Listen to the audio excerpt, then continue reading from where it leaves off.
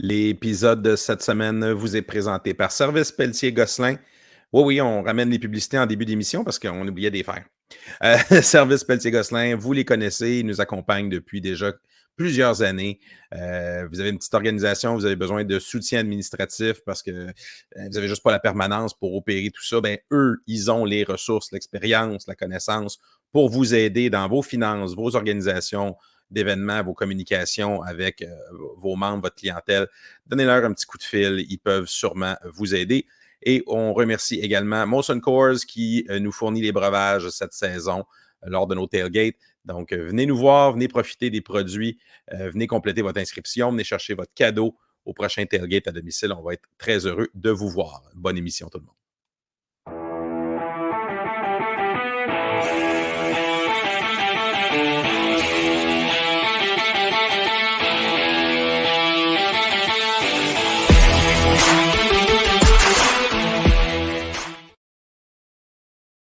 C'est avec un troisième épisode que nous vous accueillons cette saison.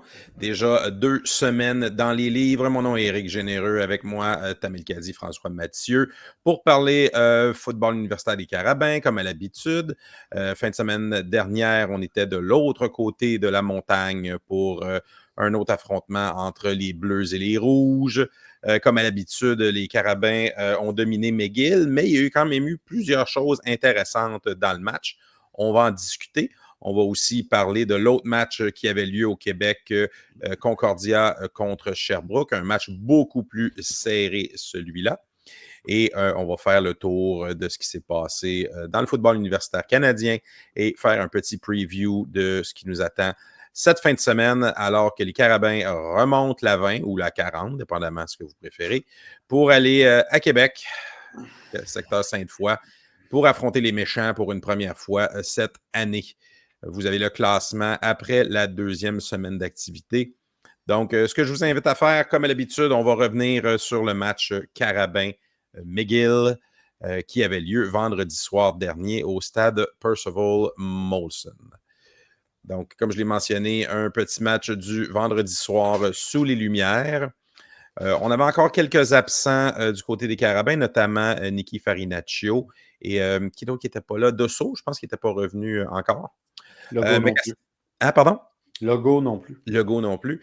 Mais qu'à cela ne tienne, l'attaque des Carabins était quand même bien outillée avec Jonathan Sénécal derrière le centre et son équipe de receveurs et de porteurs de ballon. Donc, le match débute lentement, si on veut. Les équipes s'échangent le ballon. Finalement, à 9:42, juste avant ça, McGill fait une bonne poussée, mais c'est une interception dans la zone des buts qui fait en sorte qu'il se retrouve avec aucun point. Les Carabins reprennent le ballon et en 9 jeux, 91 verges, traversent le terrain et finalement, Jonathan Sénécal retrouve Glody à l'affût. Pour le majeur, c'est 7-0 Montréal. Ça prend environ 2 échanges de ballon pour que Philippe Boyer, après une séquence de seulement 3 jeux, après un revirement, place un autre 3 points et c'est 10-0 Montréal. Quand je parlais de séquences intéressantes, Éloi La Tendresse, carrière de McGill, a eu quand même des beaux flashs dans la première demi avec des courses, des jeux d'options et surtout des bonnes passes au centre du terrain.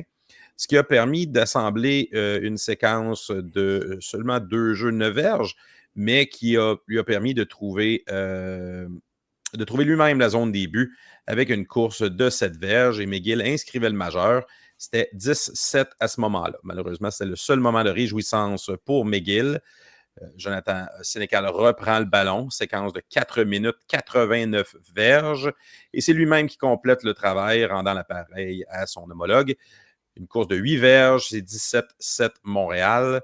2 séquences plus tard, c'est Philippe Boyer, après une séquence de 33 verges, qui ajoute 3 points avec un placement de 27 verges. Et juste avant la demi, McGill essaie de placer le ballon entre les poteaux. C'est raté, ils s'en sortiront avec un trait canadien rouge. À la mi-temps, c'est 28 Montréal. Ça va être le score final pour McGill, le 8 points, parce que la deuxième demi est tout à l'avantage des Carabins. Jonathan Sénécal débute la demi avec une séquence de 5 minutes 10 pour trouver Alex Jones Dudley sur 17 verges pour faire 27-8. Boyer en ajoutera 3. Ensuite, on aura le très impressionnant échappé recouvré de Fontenard qui gambade, pour un joueur de ligne, le terme est fort, sur 62 verges pour finalement trouver la terre promise. 37-8 Montréal à ce stade. On est au début du 4e. Boyer ajoute un placement et finalement, Rakim Canal-Charles, qui vient en relève à Sénécal, trouve Redval Keita 8 verges pour un autre touché, un peu dans le garbage time dans les 5 dernières minutes, pour un score final de 47-8. Un score qui a été vraiment à l'avantage des Carabins, comme je l'ai mentionné. McGill a eu quelques beaux flashs dans la première demi, mais la défensive a un peu résolu le mystère Éloi la tendresse dans la deuxième demi et il n'était plus capable vraiment d'avancer le ballon et de courir. C'est là que les Carabins ont pu un peu jouer leur match plus habituel. Quelques touchés offensifs, un gros toucher défensif, ça nous donne le score que vous avez à l'écran. J'ouvre le jeu, je vais y aller avec Tam. Tes impressions sur le match? Ça fait 2 ou 3 matchs qu'on joue contre McGill au Percival Molson où on est lent à starter, où McGill sort fort ou essaie de sortir fort. Je ne sais pas si c'est une tendance ou quoi. Tu sais, si on se souvient, l'année dernière, on perdait à la demi au Percival. J'ai bien aimé ce que j'ai vu dans l'ensemble. En première demi, je trouve qu'on a abandonné le jeu de course un peu trop rapidement, puis on est revenu un petit peu trop dans nos pantoufles avec la passe dans le flanc à Chabot. Sinon, en deuxième demi, je trouve qu'on s'est ajusté, ça a bien été. McGill, je crois que le style offensif amené par Surprenant va faire des bons résultats cette année. J'ai hâte de les voir contre les autres équipes de la conférence. J'ai aimé l'audace de l'entraîneur sur plusieurs décisions pour essayer de contrer le momentum à certains moments, dont le botté court qui a été refusé parce qu'il a juste franchi 9 verges et demie, non le 10 verges, parce qu'il avait été récupéré par McGill. C'était un moment clé du match parce que McGill venait de faire ses 7 points. Et s'il avait récupéré le ballon, ça aurait été une bonne position, puis ça aurait pu changer l'allure du match à ce moment-là. J'ai aimé la créativité du coach pour essayer de ramener ça dans les tactiques sur les 3 unités. McGill s'en est bien sorti dans les 3 phases de jeu là, avant de rentrer sur les Carabins. Là. J'ai bien aimé ce que j'ai vu. Espérons seulement que la blessure de McNally comme demi-défensif ne soit pas trop importante parce que c'est un de leurs joueurs clés et ils n'ont pas de profondeur. Donc, c'est souvent le problème avec les plus petits programmes de la profondeur. Ouais. Des fois, ils ont des bons athlètes à certaines positions, mais en arrière, des fois, c'est pas beaucoup d'options. Du côté de l'offensive de Montréal, tout le monde a touché au ballon ou presque, fait que ça, c'est le fun. La défensive... Une bonne répartition de la balle, tu l'as mentionné. On a 1, 2, 3, 6, 9. On a au-dessus de 12 receveurs qui ont touché au ballon. Puis au niveau des porteurs, on en a 3, 6, 8. Le ballon a été très, très distribué. Là, j'inclus pas, évidemment, il y a eu des remplaçants qui sont rentrés plus tard dans le match, là, mais ça n'explique pas que ça. Là. Il y a eu une grosse répartition du ballon. Bon, la seule chose qui m'a dérangé un peu, surtout en première demi, c'est les mauvaises punitions qui ont maintenu le momentum de McGill au moment où l'attaque partait pas encore. Mais sinon, ça va. Espérons que ça va se corriger. François? Moi, je vous avais prévenu, on en avait parlé, que Éloi allait être l'arme parfaite pour aller avec le style de jeu surprenant. Ça a apparu, hein, tu sais. C'est un gars qui aime le RPO, puis on parle d'un gars qui a les armes maintenant pour son style de jeu. La première drive a surpris énormément, puis plus que surpris même. Je pense qu'il s'attendait à ce qu'il court, puis finalement, Éloi les a découpés avec son bras. Personne ne s'attendait à ça, puis c'est un athlète, c'est un bon corps arrière. Il l'attendait tellement sur la course qu'il ne l'attendait pas au niveau du bras. En plus, c'est des super belles passes en plein centre avec la c'est qu'ils ont donné le centre, hein, puis il y en avait beaucoup. Ouais, Le centre court, le slot qui rentrait puis qui pognait directement là à 12 verges à toutes les fois, ça fait que ça avançait rapidement. Si ça n'avait pas été de l'interception, ben, tu l'as dit, ça aurait été 7-0. Puis ben, après, ben, l'offensive des Carabins a explosé en disant ben là, tu peux pas. C'était une problématique de défensive. L'attaque a repris où on était. Jeu au sol a un peu moins bien marché en première demi. Moi, je me souviens que quand la demi est arrivée, les coachs de la défensive se sont réunis sur le terrain avant de rentrer. Donc, tu avais Pruneau qui est descendu en bas. Pruneau qui est toujours dans les estrades. Là. Ben, pas dans les estrades, mais ça dans le bureau. Dans le bureau. Là. Et il n'était pas content. Je vous le dis. Donc, il avait réunion avec lui, puis Touchette. Puis il n'était pas content. Il n'était vraiment pas content. Puis ça a apparu directement au retour. Hein. Il y a eu des ajustements. Tout de suite, les ajustements ont paru parce que la pression a été différente. Au lieu de jouer avec un 4-3, puis le centre un peu vide, là, on s'est mis à jouer avec un 3-4, avec 2 maraudeurs. Ça a fermé le centre complètement. Rapidement, en plus, Éloi n'avait plus de receveur. Il ne voyait plus son monde. Et là, la pression a commencé à rentrer puis rentrer dedans. Éloi a comme totalement perdu son focus. Et là, il n'y a plus rien qui marchait. Là. Il y avait moi, je voyais deux choses. Tu l'as dit, au niveau de pacter le centre, donc plus lui donner l'option courte qui peut se débarrasser. L'autre chose que j'ai vue, c'est une pression qui était plus extérieure. Ouais. Quand tu as un corps arrière qui peut courir, qui peut se dérober sur les côtés, ça, c'est un gros avantage pour lui parce que tu as tout le temps la menace double de la passe, la course. Là, avec une pression qui le contraint dans sa pochette, là, tu viens d'y enlever beaucoup d'options. Puis moi, c'est ce que j'ai vu à la deuxième demi. Un carrière qui n'était plus autant en mesure de se déplacer. Là. Exactement. Puis comme il avait fermé le centre, parce qu'il montait Messiane, ils ont monté Messiane plus en couverture de passe. Tu le voyais souvent comme étant le deuxième maraudeur. Puis, ben, mine de rien, là ça, c'était de quoi qu'eux autres n'avaient pas vu. Fait que la défensive s'est ressaisie à ce moment-là, puis ils n'ont pu rien donner. Là, rien. Puis à ce moment-là, ben, là aussi, la ligne offensive qui avait été bonne, mais pas extraordinaire en première demi, s'est ressaisie elle aussi. Et le jeu au sol, c'est mis à avancer, puis c'était fini. C'était fini. Non, mais McGill aussi, leur ligne offensive en deuxième demi était fatiguée parce qu'en première demi, la pression rentrait, mais Éloi gardait le ballon très, très, très, très longtemps. Donc, c'était des jeux de 10, 12 secondes sur chaque jeu. Là. Veux pas, tu fatigues ton offensive comme ça, tu fatigues tes bloqueurs. Je pense que c'est la combinaison des deux qui ont fait qu'ils n'ont rien pu faire en deuxième demi. Et surtout, en première demi, Éloi n'arrêtait pas de faire une feinte de remise à son porteur de ballon, mais il ne lui donnait jamais. Sur tous les jeux. Il lui donnait pas au bon endroit. Mais il lui donnait jamais. Fait que là, les Carabins, à un moment donné, ont fait, on va rentrer. Puis on va pogner. S'il finit par le donner au porteur de ballon, ben on va le ramasser parce qu'on va être là de toute façon.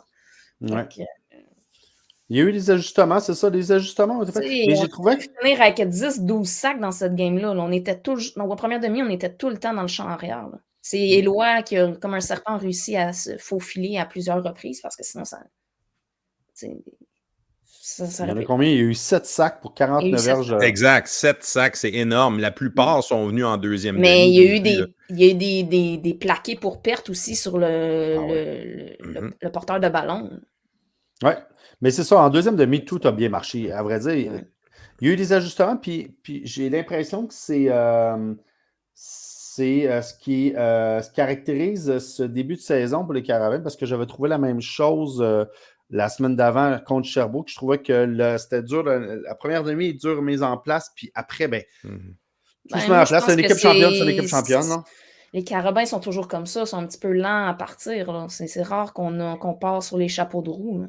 Ça prend tout le temps à s'installer. Mais en même temps, on parle, c'est sûr qu'il y avait des choses qui se sont améliorées, mais on parle d'une drive de 91 verges dans les 10 premières minutes du premier quart. C'est pas la fin du monde. Est-ce que c'est le rouleau compresseur à pleine vitesse? Non. Mais c'est pas une équipe qui a nécessairement des problèmes. Est-ce qu'on s'attendait à ce que McGill soit capable de driver le ballon? Non. Ils l'ont fait quelques fois, les ajustements sont venus corriger ça. Absolument, Ouais. c'est exactement Même- ça. moi, en première- C'est la place d'avoir. Ils ont fait un bon jeu d'ajustement, puis c'est ça les bonnes équipes. Ils ont été capables de s'ajuster. Puis tu l'as dit, ils sont. Tu sais, McGill était super bien préparé. Il est arrivé avec un nouveau coach, nouvelle tactique. On ne connaissait pas, mais Montréal ne savait Zéro pas vraiment à vidéo. quoi s'attendre. C'est ça. Puis ils ont réussi à en profiter. Puis chapeau à eux, hein. Moi, je pense que McGill risque de finir mieux que bien d'autres équipes cette année. Là. Moi, je pense qu'ils ont l'attaque la plus potable des 3 autres, là, avec les autres matchs qu'on a vus cette année, puis le potentiel d'attaque. Je pense que c'est la plus intéressante. Là. Mais s'ils n'ont pas une grosse défensive. C'est du côté défensif, c'est ça. C'est la défensive, le gros question mark du côté de McGill. S'ils sont capables d'améliorer 25% par rapport à l'année dernière, je pense qu'ils finiront pas dernier, puis ils pourraient peut-être même causer des surprises contre Concordia, qui est encore chambranlant, je trouve. Mais gros point positif, tu en as parlé un petit, vous en avez toutes les deux soulevé le point. Beaucoup de gens ont vu du ballon, on va dire. Tout le banc au complet a roulé. En fin de troisième. Fin de troisième, ça commençait. Puis dans le quatrième, beaucoup. Ah non, mais en quatrième, il n'y avait plus un joueur défensif qui était pareil. Non, mais même si les receveurs, on les a vus quand même rouler en première demi, parce qu'il y avait plusieurs tracés que c'était des tracés longs. Donc, dès que c'était des tracés longs, ils échangeaient pour avoir du monde frais pour le prochain jeu. Ce qui a permis d'avancer les drives. Là. Moi, j'ai bien aimé en plus l'utilisation de.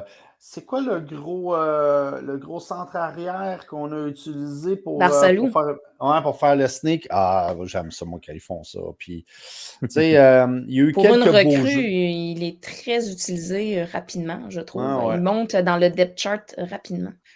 Et juste pour dire, là, statistique en brut, c'est 13 receveurs dans le match. 1, 2, 3, 4, 5, 6, 7, 8 receveurs qui ont un seul catch. Mais les stats, il y a des problèmes dedans, là, mais mettons. Et puis Nate the Great qui a encore joué une incroyable partie. Tout le monde a bien joué. Le catch de Dudley, Muganda aussi s'est bien joué. Le jeu au sol, que moi j'ai trouvé un peu plus. Mais en première demi, j'ai pas aimé le choix de jeu au sol qu'on a fait. On n'a pas profité des lacunes de la ligne défensive de McGill plus rapidement. Au troisième quart, on l'a fait énormément, mais au premier et au deuxième quart, je trouvais que dans nos types de courses, on ne visait pas les bonnes trouées. Mais je me demande si c'était pas, tu sais, j'en ai parlé, vous regarderez dans les entrevues, j'en ai parlé avec Adam, puis il me disait que lui, il était nerveux. Est-ce que c'est justement la ligne offensive qui était un peu plus nerveuse, donc avec le retour d'Adam dedans, peut-être qu'il manquait d'ajustement, je ne sais pas. Mais on n'a pas vraiment couru en première demi. Je vais faire mon avocat du diable, là, mais tu sais, c'est quand même 24 en 29 par la passe. La moyenne est à 10,2, ce qui est énorme. Donc, on est à 300 verges d'attaque par les airs, 3 touchés. T'sais, si après ça, le sol fournit juste 100 verges, moi, je vis très bien avec ça. Là, je suis d'accord avec toi, mais tu prends ce qu'on te donne. On est totalement d'accord. Ils nous ont donné, toutes les équipes vont nous donner la passe. Avec Jonathan, de toute façon, tu ne peux pas vraiment bloquer Jonathan. Donc, non, son espèce il aurait dû être saqué, mais au lieu de ça, il court quasiment 25 verges en arrière et il complète sa passe. Moi, je pense à la préparation par rapport au match de Laval. On a fait des types de jeux par la course en première demi qui ne fonctionneront pas contre Laval. Ça, c'est clair. Donc, j'aurais essayé des tracés qui nous permettent. Puis j'espère qu'on va revenir plus à ce qu'on a fait au premier match avec les passes dans le flanc, pas juste à Chabot, mais aussi à Dembélé puis à Lafou. Être créatif puis diversifié pour ne pas être prévisible puis donner des options de passe. Tu sais, un des problèmes de McGill, c'est que oui, on rentrait vite, mais Gimbal n'avait pas d'option dépanneur jamais dans le champ arrière. Non, parce qu'il n'y a pas de porteur de ballon souvent. C'est ça. Fait que ça, c'est à corriger pour eux s'ils veulent que ça soit plus efficace. Parce que là, ils tuaient eux-mêmes leur jeu parce que Éloi n'avait pas d'option. Puis la pression reverrait rapidement. Puis que tu ne pouvais pas le donner au porteur de ballon parce qu'on était déjà rendu dans le champ arrière.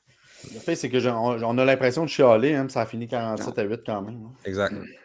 Non, Ben, c'est le sûr. seul autre point, je dirais, c'est les 2 placements dans la red zone où on n'a pas converti en touché.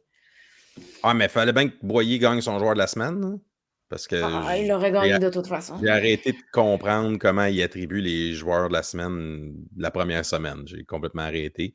Quoique le Ben, joueur il y a, défensif de ouais, non, Sherbrooke, mais il le tu sais, méritait sur un moyen temps. Là. oui, mais tu sais, je veux dire, les unités spéciales, il ne s'est rien passé dans l'autre match non plus. Là. Fait que, C'est pas rien passé dans l'autre match, pas tout. Hey, on va aller justement à ce qui s'est passé ailleurs, donc notamment au Québec, mais aussi dans le reste du Canada. On en avait parlé un peu la semaine passée. C'était 2 équipes, Concordia et Sherbrooke, qui étaient peut-être un petit peu plus nez à nez, même si tout le monde, je pense surtout à vous deux, étiez convaincus que Concordia avait l'avantage. Bon, ils ont gagné, mais ça n'a pas été une balade de santé en ben, Estrie. ils ont dominé dans les statistiques. Et Concordia a tout fait pour perdre ce match. Dans ce D'accord. sens où ils ont ils ont plus que 400 verges d'attaque, puis tu produis juste 19 points, 2 fois arrêté à la ligne de 1. Tu cherches le 370 trouble. verges de gain par les, Dans les zone C'est airs. ça, puis payante. il y a plus que 100 par le sol en plus. Dans zone payante, Euh, Concordia est 2-5 dans le match. La défensive de Sherbrooke a été très, très solide dans ce match-là. Elle a plié, mais pas cassé. Mais Concordia aurait dû gagner ce match-là par 2 possessions facilement. Là. Ça n'aurait pas dû être « je reviens au score dans les 2 dernières minutes de jeu pour me sauver avec la victoire ». Ouais, parce que c'est le double d'attaque, presque, là, 370 contre 193 Concordia sur Sherbrooke, donc clairement beaucoup plus productif. T'sais, on s'entend, Jérémy Fife, il était à peine à 50% dans ses passes. Là. Ouais. Puis eux autres, ils ont le jeu au sol, riche. Puis, Bon, à vrai il a dire, été correct, leur jeu au sol. les deux équipes, vendredi. mais les 2 équipes, c'est quand même. Sherbrooke, l'attaque est impressionnamment pas bonne. Mais On s'attendait à plus. On s'attendait à plus. En fait, c'est leur ligne le problème. Ils ont, ils ont des bons receveurs. Excellent receveur. Sherbrooke, ouais, c'est ça. Là. Je pense que c'est la ligne des 2 côtés qui. Ce qui a fait que la course a bien fonctionné des 2 côtés, c'est que les 2 lignes défensives ne sont pas particulièrement constantes. Impressionnant. C'est plus constant. Il y a beaucoup de recul des 2 côtés. Ce qui m'impressionne, parce que Polo étant là depuis 2 ans, puis le botteur de Concordia n'a pas eu un très bon match, ce qui a fait que ça a resserré le match aussi. Couture pour Sherbrooke, depuis son transfert de McGill, ne fait pas de mauvaise job, mais ils ont plus l'avantage qu'ils avaient dans les dernières années à ce chapitre-là. Mais j'ai hâte de voir ce que McGill va faire contre Sherbrooke cette semaine. Olivier Roy qui termine quand même à très bonne 370 verges. Ouais, pas c'est ça. touché. Ouais. Non, il va falloir qu'il règle la situation de quand j'enlève mon QB partant et que je mets le deuxième QB qui n'est pas le deuxième QB, qui est un QB qui ont converti en receveur, qui est l'ancien de Laval, Xavier Tremblay, qui n'a pas converti 3 fois dans ce match-là, en situation courte, en plus d'échapper, je pense, 1 fois le ballon. Donc, non, ça, c'est quelque chose qu'il va falloir qu'ils règlent parce que ça va leur coûter des matchs plus tard dans la saison s'ils ne règlent pas ça. Il va falloir, pas compliqué, il va falloir juste qu'il y ait l'instinct du tueur. Vraiment, ils sentent pas le sang. C'est ça qui arrive. Les abeilles sentent pas le sang. Est-ce que tu vas faire rosser par les bicolores la semaine d'avant, ça les a ébranlés? Il y avait 3 partants qui ont été benchés par rapport à la semaine 1. Vous voulez lancer un message. Si vous ne faites pas l'effort, vous ne jouerez pas. Non, mais tu veux donner un électrochoc tôt pour te replacer. Ouais, c'est pas mauvais call. Donc, c'est ça. On va continuer notre tour d'horizon. Tam, je pense que tu voulais parler, c'est quoi, c'est de l'Ouest? On peut commencer par Bishop, qui est enfin oui, c'est vrai. Arrêté la séquence de Saint-Effix de victoires consécutives dans l'Atlantique. Un très, très, très bon match. Offensivement, Bishop a dominé. C'est des points pour l'Atlantique, ça, là. C'est rare qu'on en voit autant. Oui. Autant on a dit le contraire à dans ce match-là. Exact. Ouais. Puis ça aurait pu être encore plus de points que ça. Là. Ils ont réussi à gagner malgré 3 interceptions. Le Bishop a lancé 3 interceptions, de mauvaises pénalités à certains moments. Ils ont tout un porteur de ballon au San Bishop qui fait aussi les retours de beauté. Si Bishop peut régler les problèmes d'interception puis de tout ça, je pense qu'ils peuvent sortir de l'Atlantique cette année. Mais ça va prendre un petit peu plus de constance. Puis la défensive de Bishop n'a rien donné à. Parce qu'on s'entend, si Bishop passe à travers Saint-FX, il n'y a personne d'autre dans la conférence. Ben, tu vois, Acadia a perdu en prolongation. Là. Ça fait 2 semaines en ligne qu'ils perdent par 1 point ou en prolongation. Ils pourraient être 2-0, sont 0-2. Puis pour moi, Acadia, c'est la pire équipe de l'Atlantique sur papier. Et c'est pas peu dire. Sinon, dans l'Ouest, je pense que c'est là qu'il y avait les duels les plus intéressants. Alberta a fait tout un petit statement en allant gagner sur le terrain de UBC par une belle marge de 42-28. Grosse marge, oui. Ouais. C'était serré jusqu'au 3e quart. UBC avait pris les devants quand même assez tôt. Mais c'était un match très, très, très intéressant. L'autre match intéressant, c'était Manitoba versus Saskatchewan. Il y a eu des échanges de lead dans ce match-là, mais Manitoba, avec sa première victoire depuis 2019 contre la Saskatchewan, donc un autre streak qui s'est arrêté. Les Dinos sont revenus dans le mix dans l'Ouest avec un match serré à domicile contre Regina. Mais Regina, c'est pas une puissance historiquement. Ben, je veux dire, mais dans l'Ouest, là, tous les matchs, c'est prenable pour l'autre équipe. T'sais. Parce que le jeu est tellement. Non, mais le jeu est tellement plus offensif puis aérien que dans le reste du Canada, généralement, que c'est des matchs à plus haut pointage. De façon d'origine. Sinon, dans l'Ouest, pas dans l'Ouest, en Ontario, York a perdu, mais une plus petite marge que dans les dernières années, par seulement 23 points au lieu de 50. Toronto a perdu. Mais York a été dans le match jusqu'au 3e quart. C'était serré jusqu'à ce moment-là. Sinon, le match intéressant, c'est la victoire de Windsor contre Carleton de 18-15. Carleton menait jusqu'à la fin du 4e quart. Windsor réussit à égaliser. Il y a des échanges de ballons. Carleton n'en profite pas. Et Windsor gagne sur un placement de 55 verges avec plus de temps au chrono. All right. Buzzer beater. Yeah. Et Queens qui en gagne une. Donc, on verra comment ça les aide. Là. Ouais, mais ça a été serré. C'était pas évident comme match. Ça compte.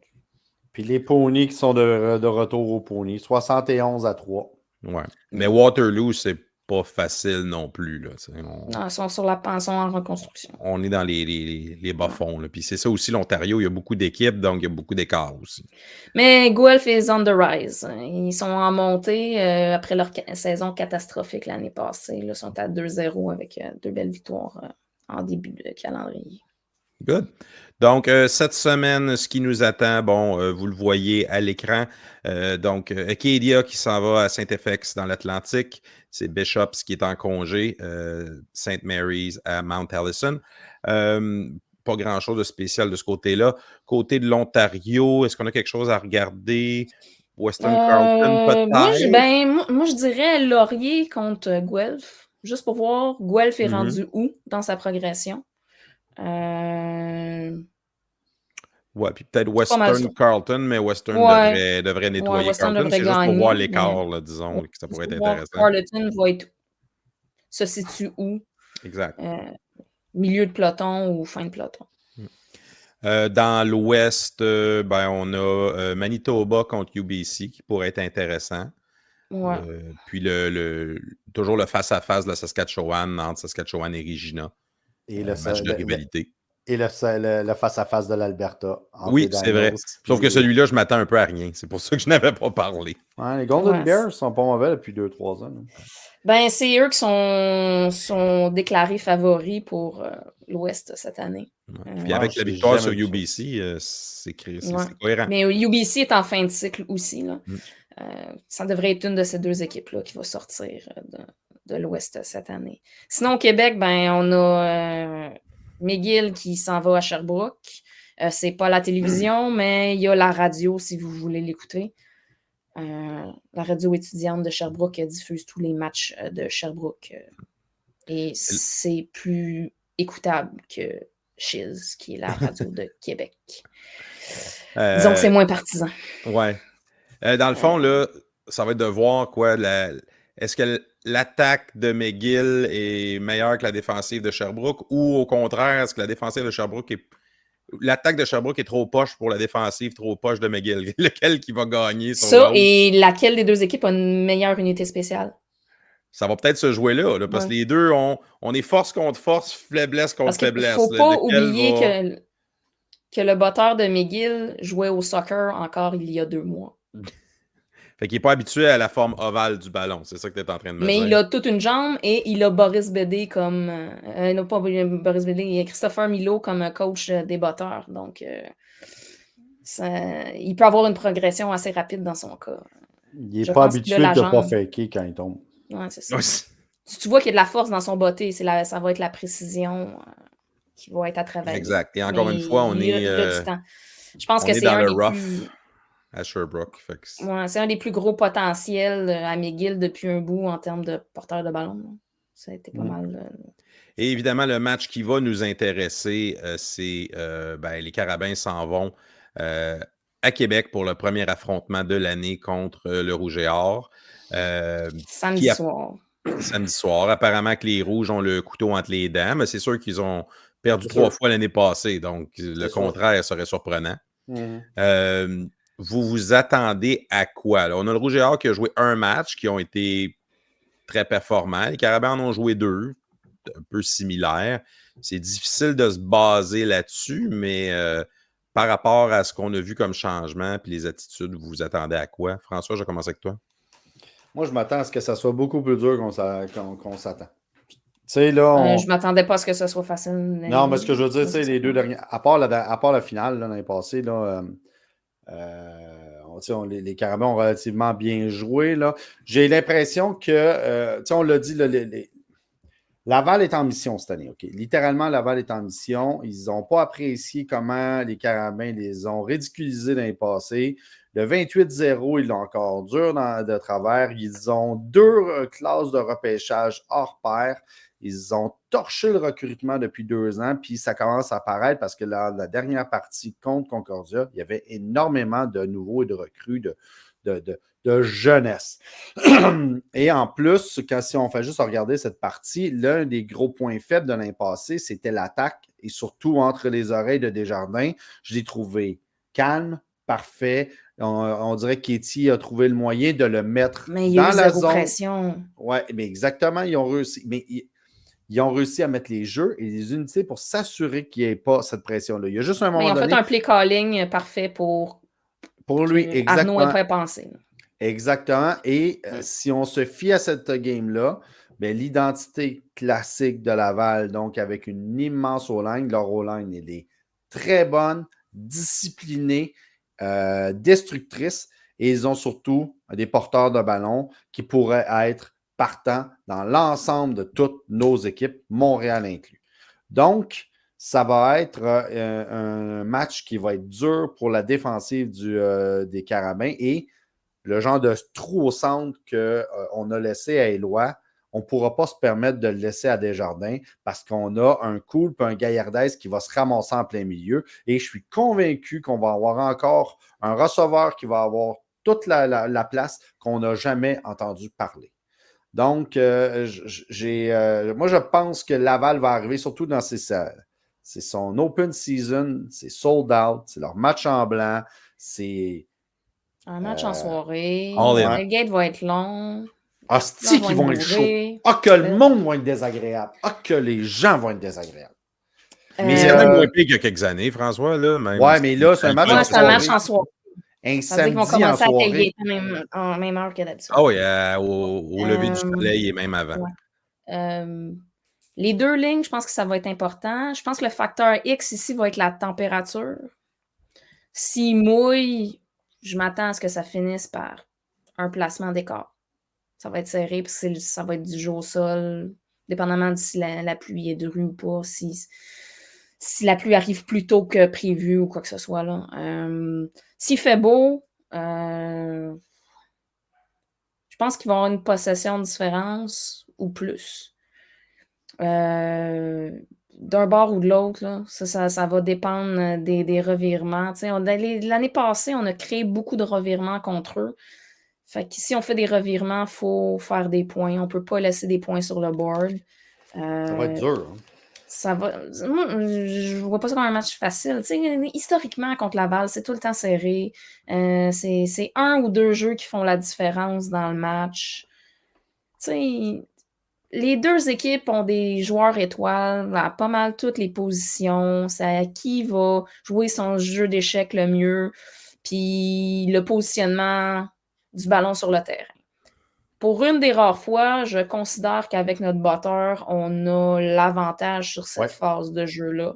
Très bien autant sur les bottées que sur le dégagement, que sur les bottées de placement. On l'a vu dans la première partie contre Concordia. À 2 ou 3 reprises, ils ne sont pas allés pour le placement, alors que normalement, ils seraient allés dans le passé.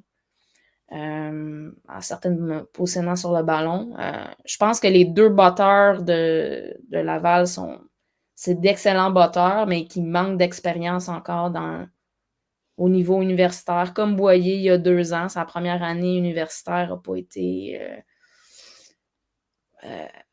lisse, disons. Il y a eu plusieurs Mais au niveau montées et du descentes. positionnement, tu penses que ça peut avoir un impact? Là? Parce que la précision pour les placements, c'est une chose. Mais on sait à Laval, l'enjeu, ça a toujours été le positionnement sur le terrain. Ben, le jeu du sûr. Ben oui, il gagnait quasiment un 5 diverges tout le temps en bottant. Il nous reculait tout le temps quasiment de 5 diverges parce que on n'avait pas de retourneur aussi, là, tu sais. Fait que là, cette année, Drolet semble prendre la pôle comme retourneur. J'ai hâte de voir s'il va être capable de créer quelques longues courses sans punition, quelques longs retours sans punition au cours de l'année, puis peut-être un touché sur un retour de bottée, ce qu'on n'a pas vu depuis des lustres avec les Bleus. Du côté du Rouge et Or, ils ont quelques bons retourneurs, donc il va falloir faire attention à cette facette de jeu-là aussi. Puis on l'a dit, la discipline, hein, c'est moins évident cette année. Ça s'est amélioré du premier au deuxième match, mais c'est pas encore au niveau de ce qu'on voyait l'année passée. Là. C'est des pénalités d'indiscipline, c'est pas des pénalités « Ah, j'ai pris la pénalité pour sauver un jeu. » Non, mais ça, il y en aura toujours. Mais... non, c'est ça me dérange pas, ces pénalités-là. C'est ça. Ce que je vois, par exemple, la différence, là, l'année passée, je donnais un gros avantage à la tertiaire des Carabins sur celle du Rouge et Or, malgré qu'il s'était rempli d'All-Star du congrès des Rouge et Or. Cette année, c'est le contraire. Je trouve que celle de Laval est juste meilleure, est juste plus d'expérience, c'est juste de meilleurs athlètes. Je pense qu'on va devoir jouer à des zones précises et la O-line des Carabins devra étirer le plus possible le jeu pour permettre à notre groupe de receveurs de se démarquer. Probablement qu'on va jouer des jeux un peu plus courts, mais au départ, on va devoir peut-être faire un bon vieux statement d'étirer la défensive en crissant ça dans le tapis dans le fond. Mais on risque d'avoir plus de difficultés de jeu. Le jeu aérien risque d'être plus dur. Il va falloir être créatif. Ouais, ce qui m'effraie, c'est qu'on risque de voir Jonathan courir. Puis de courir parce que ça va stimuler le jeu, exactement comme la première game l'année passée, où c'est quand il a commencé à courir que vous vous souvenez qu'en deuxième demi, tout a débloqué quand Jonathan a commencé à courir, puis c'est devenu le meilleur porteur de ballon de la game. Puis c'est là que tout a sauté. Mais j'ai peur que s'il fait ça. C'est sûr qu'il y a un risque. Il y a un risque, c'est sûr. Là, mais en même temps, c'est la carte piège parce que tu peux analyser les deux équipes. Quand tu as un Jonathan Sénécal qui met la switch à on, s'il réussit à trouver ses cibles, c'est tout. Là. Mais là, c'est un gars. De là, l'importance d'utiliser les formations qu'on a vues au premier match contre Sherbrooke avec deux porteurs de ballon dans l'arrière-champ pour donner des dépanneurs supplémentaires en termes de couverture pour aller chercher des jeux courts, des 5 à 7 verges sur le premier essai, puis d'être plus créatif là-dessus. Pas juste utiliser Chabot. Chabot a toutes ses forces, mais je trouve qu'il faut l'employer au bon moment, puis il ne faut pas devenir prévisible lorsqu'on l'emploie. Puis je trouve qu'en première demi contre McGill, on est devenu prévisible parce qu'on l'a employé comme 3-4 fois d'affilée au lieu d'alterner avec Alafou, avec Dembélé, avec peu importe qui tu mets. T'sais. Je trouve qu'en deuxième demi, on était plus créatifs là-dessus, sur ces schémas-là, en rentrant les fullbacks, les tight ends dans ça, puis avec la passe à Nathan, avec la passe à Barsalou, avec, tu fais comme, ton fullback, il fait le plaqué, il se libère, puis il va dans l'entrezone parce qu'il n'est pas suivi, mais ça, c'est une option de plus. Il faut être créatif dans ce schéma-là, puis arrêter de vouloir ponder au centre, ça ne fonctionnera pas contre Laval. Ouais, tu as bien raison. Dans les deux équipes, là, je pense que les joueurs les plus importants vont être les fullbacks puis les tight ends. Un Yuri Gauthier à Laval qui a été super bien utilisé la semaine passée, alors en match d'ouverture, justement pour bien sceller le coin, permettre à Desjardins de gagner un peu plus de temps et en même temps de donner une bonne cible parce que c'est pas un petit bonhomme. Là. Puis la même chose, comme tu l'as dit, avec Nathan, puis c'est quoi son nom au 44? Barcelone. Donc, ça va être ça. J'ai l'impression que ça va être ça, puis il faudra trouver le moyen de faire... Parce que les deux lignes sont excellentes des deux côtés. Donc, ça va être... on dit le bon vieux jeu de match de roche. Là, j'ai peur de le dire, mais je pense que Laval a un gros avantage sur cette partie-là par rapport à Montréal. Faut se rappeler parce qu'il n'y a presque pas de vidéo. Il faut se rappeler que, dans le fond, contre Laval, c'est tout le temps une série de 3 matchs à chaque année. Hein. Donc, les deux premiers servent à se mesurer et à déterminer qui va accueillir la troisième. C'est très, très rare qu'une équipe gagne les 3. C'est très rare. C'est arrivé l'année passée, donc espérer une quatrième, peut-être même plus. Là, je ne me rappelle plus 2022, comment ça avait fini. Mais ça fait plusieurs victoires contre Laval. Ils sont un peu dus. Pour répondre à ta question de tantôt, Tam, on est encore loin, là, mais ils annoncent 22, aucun risque de probabilité pour samedi. Par contre, 88% pour dimanche. Donc, ça a le temps de changer. Non, mais ils annonçaient de la pluie beaucoup pendant la nuit. Fait que ça dépend à quel moment ça start. Exact. Donc, parce qu'en en fin de soirée, vers 8-9 heures, il y avait quand même des possibilités d'averse. Fait que dépendamment si le front il avance plus vite, ça peut. Non, faut pas qu'il pleuve. Là. Mais en même temps, c'est Sainte-Foy, c'est le 18e niveau de l'enfer. Ouais, la météo est absurde, donc le vent, pas se fier à grand-chose. Le nordais. Non, mais on va souhaiter un beau match dans les estrades pour les partisans qui seront là en grand nombre. Ce ne sera pas mi-novembre, au moins. C'est ça. Ça a ça de bon. All right. Donc, c'est ce qu'on avait pour cette semaine. Merci à tout le monde d'avoir été là. C'était l'Écho des Montagnards. On remercie encore une fois SPG de nous appuyer et Molson Coors pour nous suivre. Les différentes plateformes web, Facebook, Instagram. Notre YouTube est toujours intéressant. Il est encore temps de devenir membre pour nous encourager dans la cause et pour profiter des avantages, 40$ via le lien sur Facebook. Merci beaucoup d'avoir été là. Bon match ce samedi et on se revoit au match ou la semaine prochaine. Bye bye tout le monde.